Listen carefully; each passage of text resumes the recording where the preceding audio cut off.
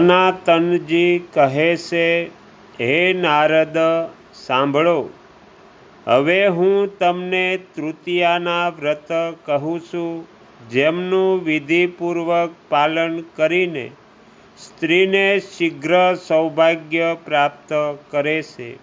હે બ્રહ્મન, વર પ્રાપ્તિની ઈચ્છા રાખનાર કન્યા તથા સૌભાગ્ય પુત્ર તથા પતિની મંગલ કામના કરનાર વિવાહિતા પરિણેલી સ્ત્રીઓ ચૈત્ર મહિનાની શુક્લ તિથિયાના દિવસે ઉપવાસ કરીને ગૌરી દેવી તથા ભગવાન શંકરની સોનાની, ચાંદીની, તાંબાની કે માટીની પ્રતિમા બનાવીને અને તેને ગંધ, પુષ્પ, દુર્વા વગેરે ઉપચારોથી તથા સુંદર વસ્ત્ર આભૂષણો દ્વારા વિધિપૂર્વક પૂજા કરીને સૌભાગ્યવતી બ્રાહ્મણ પત્નીઓ અથવા સુલક્ષણા બ્રાહ્મણ કન્યાઓને સિંદૂર, કાજળ અને વસ્ત્ર આભૂષણો વગેરેથી સંતુષ્ટ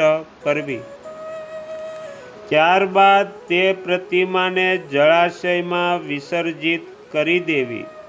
સ્ત્રીઓને સૌભાગ્ય આપનારા જેવી ગૌરી દેવી છે તેવી ત્રણેય લોકમાં બીજી શક્તિ નથી.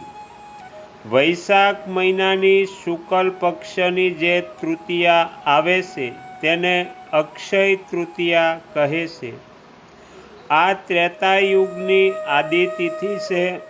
તે દિવસે જે સત્કર્મ કરવામાં આવે છે તેને તે અક્ષય બનાવે છે.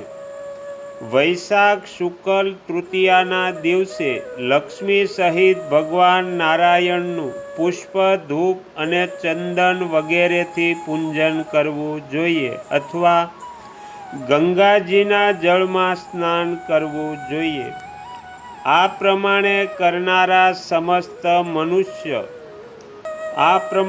કરનારા મનુષ્ય સમસ્ત પાપોથી મુક્ત થાય છે તથા સંપૂર્ણ દેવતાઓ દ્વારા વંદિત થઈને ભગવાન વિષ્ણુના લોકમાં જાય છે.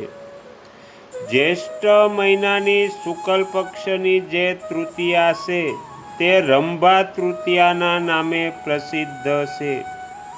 તે દિવસે સપન્નિક શ્રેષ્ઠ બ્રાહ્મણની ગંધ, પુષ્પ, વસ્ત્ર વગેરેથી વિધિપૂર્વક પૂજા કરવી જોઈએ.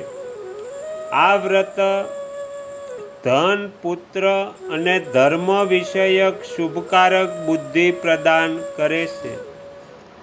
અષાઢ મહિનાની શુક્લ તૃતીયાના દિવસે સપન્નિક બ્રાહ્મણમાં લક્ષ્મી સહિત નારાયણની ભાવના કરીને વસ્ત્ર, આભૂષણ, ભોજન અને ગાયના દ્વાન દ્વારા તેમની પૂજા કરવી. પછી પ્રિય વચનોથી તેમને વિશેષ સંતુષ્ટ કરવા. આ પ્રમાણે સૌભાગ્યની ઈચ્છાથી પ્રેમપૂર્વક આ વ્રતનું પાલન કરીને સ્ત્રી ધન ધાન્યથી સંપન્ન થઈને દેવાધિદેવ શ્રી હરિની કૃપાથી વિષ્ણુ લોક પ્રાપ્ત કરે છે. શ્રાવણ માસના શુક્લ તૃતીયાના દિવસે સ્વર્ણ ગૌરી વ્રતનું આચરણ કરવું જોઈએ. તે દિવસે સ્ત્રીએ ષોડશો ઉપચારથી ભગવાનની પૂજા કરવી. ભાદ્રપદ મહિનાની શુક્લ તૃતીયાએ સૌભાગ્યવતી સ્ત્રી વિધિપૂર્વક પાદ, અધ્ય વગેરે દ્વારા ભક્તિભાવથી પૂજન કરીને હરિતાલિકા વ્રતનું પાલન કરે.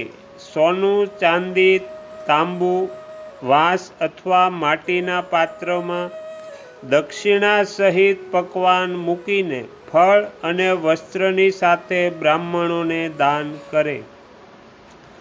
આ પ્રમાણે વ્રતનું પાલન કરનારી સ્ત્રી મનોરમ ભોગોનો ઉપભોગ કરીને આ વ્રતના પ્રભાવથી ગૌરી દેવીની સખી થાય છે.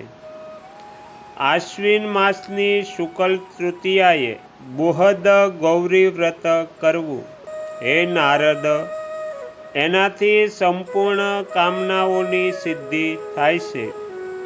કાર્તિક માસની શુક્લ તિથિએ વિષ્ણુ ગૌરીનું વ્રતનું આચરણ કરવું. તેમાં વિવિધ પ્રકારના ઉપચારો વડે જગન વિદ્યા લક્ષ્મીજીની પૂજા કરીને સૌભાગ્યવતી સ્ત્રીનું મંગળ દ્રવ્યો વડે પૂજન કર્યા પછી તેને ભોજન કરાવવું અને પ્રણામ કરીને વિદાય કરવી. માક્ષર માસની શુક્લ તૃતીયાએ મંગલમય હરગૌરી વ્રત કરીને પૂર્વોક્ત વિધિથી જગદંબાની પૂજા કરવી. આ વ્રતના પ્રભાવથી સ્ત્રી મનોરમ ભોગોનો ઉપભોગ કરીને દેવલોકમાં જાય છે અને ગૌરીની સાથે આનંદનો અનુભવ કરે છે. પોષ માસની શુક્લ તૃતીયાએ બ્રહ્મ ગૌરી વ્રત કરવું. હે દ્વિજ શ્રેષ્ઠ, એમાં પણ પૂર્વોક્ત વિધિ પ્રમાણે પૂજન કરીને સ્ત્રી બ્રહ્મ ગૌરીની કૃપાથી તેમના લોકમાં જઈને આનંદ ભોગવે છે. માઘ માસની શુક્લ તૃતીયાએ વ્રત કરીને પૂર્વોક્ત વિધિથી સૌભાગ્ય સુંદરીની પૂજા કરવી જોઈએ અને તેમના માટે નાળિયેરની સાથે અર્ધ્ય આપવો જોઈએ. આનાથી સંતુષ્ટ થઈને વ્રત દ્વારા પ્રસન્ન થયેલા દેવી પોતાનો લોક પ્રદાન કરે છે. ફાલ્ગુન માસના શુક્લ પક્ષમાં કુલ સૌખ્યદા તૃતીયાનું વ્રત હોય છે. તેમાં ગંધ પુષ્પ વગેરે દ્વારા પૂજિત થઈને દેવી સર્વના માટે મંગલદાયિની થાય છે.